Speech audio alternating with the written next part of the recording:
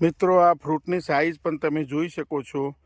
ફેબ્રુઆરીનું વાવેતર કરેલું છે। સાઇઝ તમે જોઈ શકો છો। પૂરા વિડીયોમાં બનેલા રહેશો તો ખ્યાલ આવશે। પૂરી વાડીનો હું નજારો બતાવું છું। વિડીયો સારો લાગે તો લાઈક કરજો, શેર કરજો અને ફોલો કરજો મિત્રો। તો તમે અત્યારે આ હાઈટ પણ તમે જોઈ શકો છો। વેલકમ 46ની આ ફેબ્રુઆરીનું વાવેતર છે। ટોટલ 80 વીઘામાં છે મિત્રો। તો આ પૂરા વિડીયોમાં બનેલા રહો મિત્રો। આ માર્ચ મહિનાનું પણ વેલકમ 46નું વાવેતર બતાવું।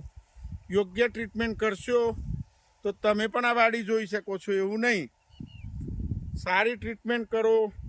અમે તો પોતે ખેતી કરીએ છીએ અને બીજોને કહેતા હોય છે। સારા પ્લોટ હોય તો જોવા માટે પણ જઈએ છીએ। અમારા મિત્રનું 80 વીઘા વાવેતર છે। હું પોતે જોવા માટે આવેલો છું। તો પણ કેમેરામેન બતાવો, માર્ચના એન્ડનું વાવેતર છે તો પણ તમે જોઈ શકો છો। તો મિત્રો, અમે પોતે યોગ્ય ટ્રીટમેન્ટ કરીને જ બીજાને કહેતા હોય છે। હું જે ટ્રીટમેન્ટ કરું એ જ આ 80 વીઘામાં ટ્રીટમેન્ટ થતી હોય છે, એટલે હું તમને કહી શકું છું।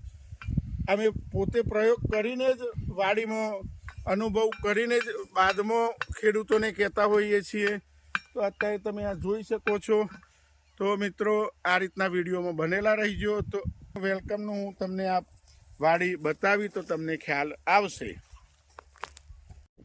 મિત્રો। ખાલી તમે આ 80 વીઘાની અંદર વાવેતર છે તો પણ બધું એક જ સરખું આ હાઈટથી બતાવું। ટોટલ 80 વીઘાની અંદર આ વાવેતર મારા મિત્રએ કરેલું છે। તો યોગ્ય ટ્રીટમેન્ટ કરશો તમે તો તમારે પણ આવા પપૈયા જબરજસ્ત થશે। ફળ પણ બતાવું તમને કેવું લાગેલું છે। વેલકમ 46। તો મિત્રો, તાઇવાન કરતાં પણ આનું રિઝલ્ટ ખૂબ સરસ છે। મારો બતાવવાનો આશય એ જ છે કે આમાં ફૂડ બૂસ્ટર મારેલું છે, હ્યુમિકનો યુઝ કરેલો છે। તો તમે જોઈ શકો છો કે એનું કેવું રિઝલ્ટ અત્યારે દેખાઈ રહ્યું છે। તો તમે પણ આ રીતના યુઝ કરશો ફૂડ બૂસ્ટર ને હ્યુમિકનો। તો 80 વીઘામાં યુઝ કરેલું છે, એવું નહીં મારા મિત્રએ। અમે એમને નથી કહેતા, 2-5 વીઘાની વાત નથી કરતો આ, હું 80 વીઘાની વાત કરું છું મિત્રો।